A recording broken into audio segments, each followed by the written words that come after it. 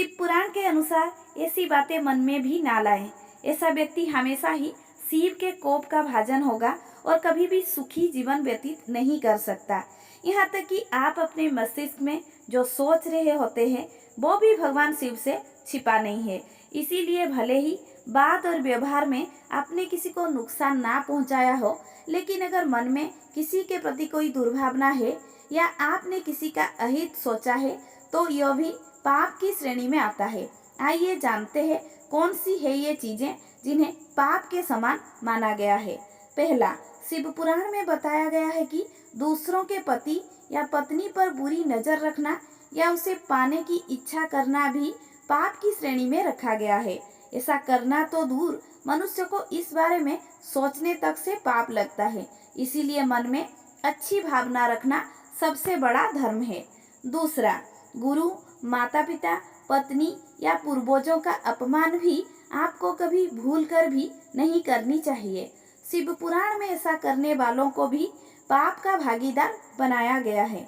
अपने आचरण को अच्छा रखते हुए पूरे सम्मान के साथ सबके साथ बात करनी चाहिए। गुरु और बड़ों का आदर करने वाला उत्तम स्थान पाता है। तीसरा, शिव पुराण में बताया गया है कि शराब पीना, गुरु की पत्नी पर नजर रखना, दान की हुई चीजें या धन वापस लेना महापाप है। ऐसे पाप करने वालों को भगवान शिव कभी भी क्षमा नहीं करते। इसीलिए ऐसे कर्मों से मनुष्यों को दूर रहना चाहिए। हमें सदैव अपनी मेहनत से अर्जित किए गए धन का उपयोग करने के बारे में सोचना चाहिए।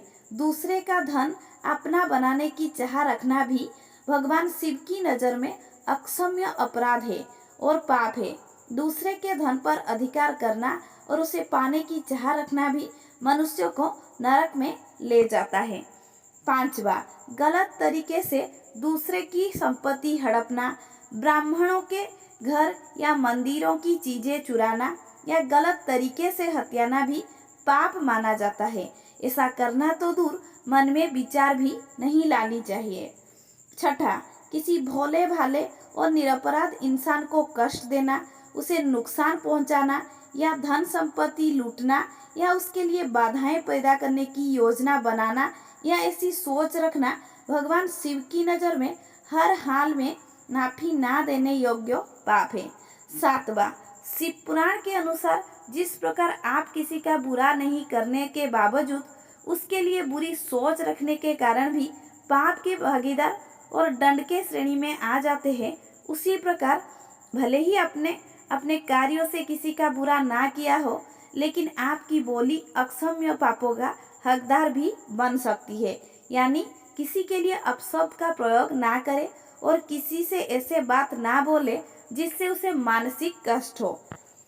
आठवां, किसी गर्भवती महिला या मासिक के दौरान किसी महिला को कटु वचन कहना या अपनी बातों से उसका दिल दुखाना शिव जी के नज़र में अक्षम्य अपराध और पाप है। गर्भवती महिलाओं का दिल बहुत कमजोर होता है। ऐसे हालत में उनसे कोई भी ऐसी बात ना ही करनी चाहिए जिससे उनका दिल दुखे, जिससे उनके होने वाले बच्चे पर भी बुरा असर पड़ सकता है। ऐसे समय में किसी महिला से बुरा व्यवहार करने पर दोहरे पाप का भागी बनते हैं। अगर आपको ये वीडियो अच्छा लगा है तो चैनल को सब्सक्राइब करके इस वीडियो को एक लाइक जरूर कर दें।